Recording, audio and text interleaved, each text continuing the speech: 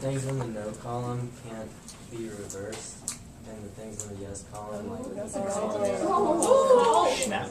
You're getting a lot of oohs and ahs. Wait, Yeah. can you reverse photosynthesis? Well, what would be the reverse of photosynthesis? Cellular respiration. Cha-cha-cha. That's cool. Okay? Now, Brandon, it might be that things that can go backwards tend to happen more in nature. I don't know. That would be an interesting thing to start looking out for. You know what I mean? Because there might be something to what you were saying. But yes, that's exactly right. Okay? So these are not reversible. And these over here are reversible. So you cannot unburn a paper? No. Very hard to unburn paper. That's right. Okay? So let's think about a couple things. Okay. You guys talked about photosynthesis and the reverse of it, right? Let's write down the formula for photosynthesis. We've got, what do we start with? Like CO2. Carbon dioxide. What else do we have? Water. Okay, what does it make? Light energy. Oh, light is over the arrow. Okay, what does it make? O2. Glucose. C6H12. And what else? Yeah, okay. And oxygen, and then to balance, right? We need these. Okay, so this is an interesting question. Okay, this was a question that Muhammad asked in third period. He said, Ms. Herbig, if photosynthesis is reversible in the form of cellular respiration, then when cellular respiration is going on, and doesn't it happen like at night in the trees and stuff like that? Isn't that what they do kind of when there's not a lot of light around? He said, then if it's going in reverse, then shouldn't the plants be making light? I mean, you see why he asked that? He said if light goes in, then should light come out? And so we started talking about that, and then we kind of developed it. You guys kind of said right off the bat that light should go over the arrow. So right off the bat, you guys were not treating light as a reactant. Okay, so you're thinking it might be a catalyst, right? Because it's over the arrow, right? Okay, now let's fine tune that. Okay? A catalyst has to be a chemical. So, is light a chemical?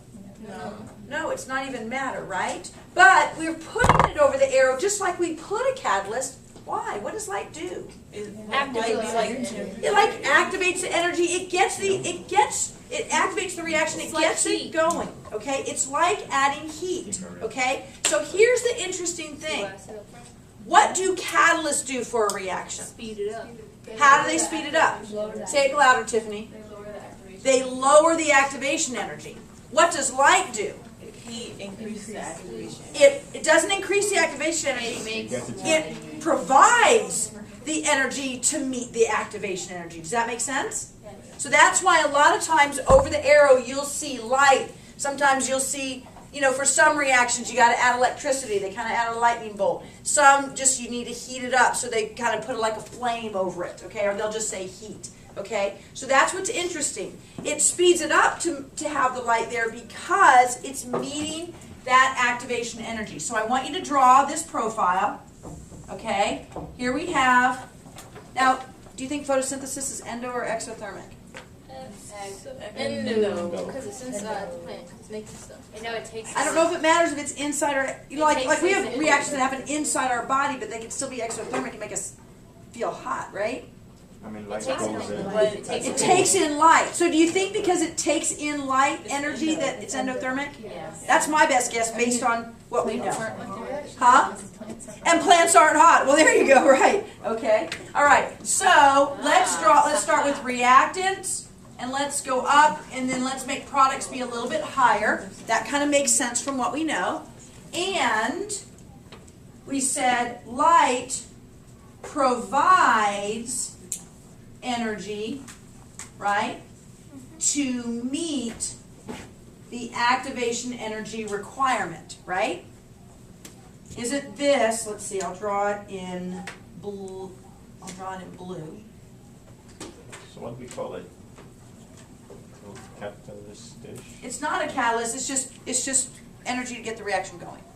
Okay? So now wouldn't we call from the reactant up to the top of the energy, right? Hump, right? It's going up. Wouldn't we call this E sub A? Yeah. Yeah?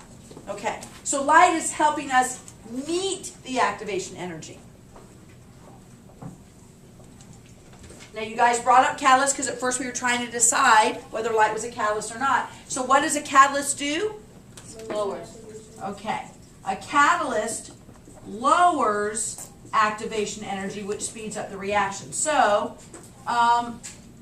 make sure you draw this in. And those of you who have like those tricolor pens, this is why they're really great. Because, I just change colors on the spot. All right, so here, wouldn't this be activation energy for the catalyzed reaction? I'm going to put cat in parentheses. Does that work for the drawing? Yeah. Okay. Cool. All right. So light isn't the catalyst, but it provides the energy so you can get there. Is photosynthesis catalyzed? I don't remember that. Who's taken AP Bio? Have you talked about photosynthesis yet? Yeah. I think I remember that. Yeah, I don't know. I don't know if I ever remember. I took it last year, but I don't remember. I don't ever remember there being a catalyst. So anyway, so we need the light to get it going. Okay, here's the second question for you and your group. Ready? What would be the difference between these two groups in terms of activation energy? Don't call it out loud. Think about it for yourself and then talk to your group. What was the question?